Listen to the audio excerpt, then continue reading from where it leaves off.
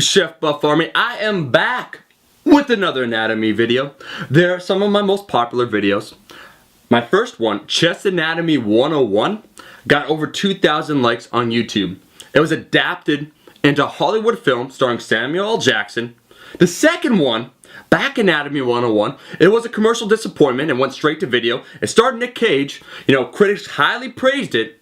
My latest and greatest creation, Shoulder Anatomy 101. I talk about everything today, or I will be talking. Rotator cuffs, your deltoids, and the upper trapezius. We're talking all about the yoke. And there's some crossover. Because remember, your body doesn't work that way. We could split up neatly into different groups. I already talked about the upper trapezius when it came to Back Anatomy 101. But it comes back again, no pun intended, for shoulders. So let's dive into everything, break it down in simple terms that are easy to understand. The first muscle group I want to talk about are your traps, right? Your traps actually have an upper, middle, and lower portion. But for our shoulders today, we just care about the upper traps, right here, the yoke. What are they, or what's their function? Is to elevate the scapula. So just vertically, like so, lift up your shoulders. So here, or you could think an overhead press. Now I want to say something when it comes to the upper traps and the anterior deltoid. They get trained too much compared to your middle, posterior deltoid, and definitely your rotator cuffs. I mean, your traps are not only trained on back day from all the rowing you do, deadlifts when you lift a heavy ass weight, but as well any overhead press.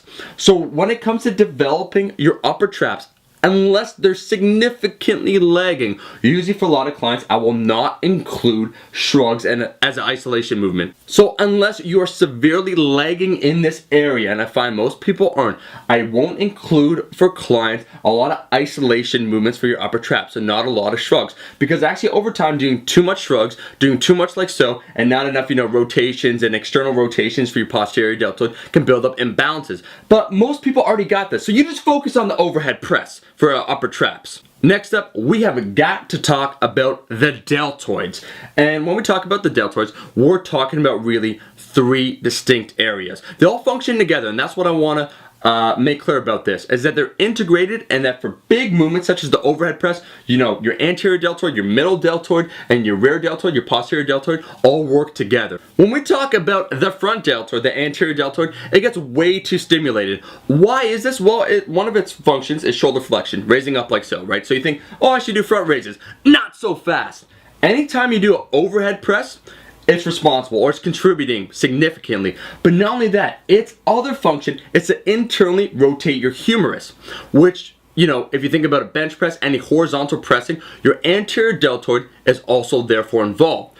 My point is that any pressing movement involves your anterior deltoid. So if you do a bench press, it's involved. If you do an overhead press, it's involved. It's definitely, compared to the other two portions of your deltoids, overtrained. I will not put in front raises, and I don't think that they're conducive, because it actually over time can lead to, once again, internal shoulder rotation. Next up, the middle deltoid. Its special function, shoulder abduction. So like so. You guessed it, the lateral raise. Here's a big problem though with the middle deltoid. I don't have any problems with it itself, but when people train it, when they do lateral raises.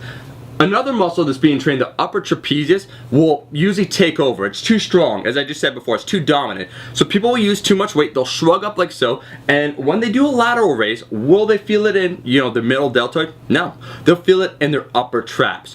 You want to make sure when it comes to the middle and definitely posterior deltoid, you use a lighter weight and focus on that contraction until you feel the muscle. That's really one of the secrets to growing the middle and posterior deltoid. The last portion of the deltoids, the red-headed stepchild, the posterior deltoid, it gets no love whatsoever.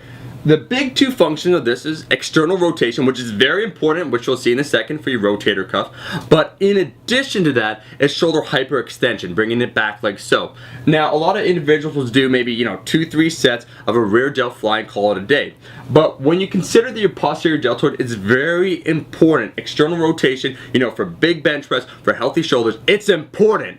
Happy posterior deltoid, happy life. We neglect it. 2 to 3 sets, it's not enough. It should be almost balanced with the anterior deltoid. So you want to start doing more compound movements that focus on some external rotation. That's why I always have my clients and myself do face pulls. Another great compound movement, the Cuban press. So we got a couple suggestions right here. A rear delt fly, it's a great choice I would recommend doing it on a bench so you don't use momentum, and like I explained before, with the middle deltoid, use a lighter weight and focus on that contraction. Don't let your rhomboids or any other muscle take over. Lastly, I have to talk about the rotator cuffs, and they're extremely important. I will be making a video exclusively on the rotator cuff.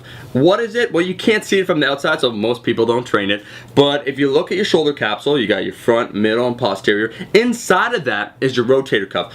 4 unique muscles that help stabilize your GH joint, your glenohumeral joint. That's your shoulder. They're incredibly important.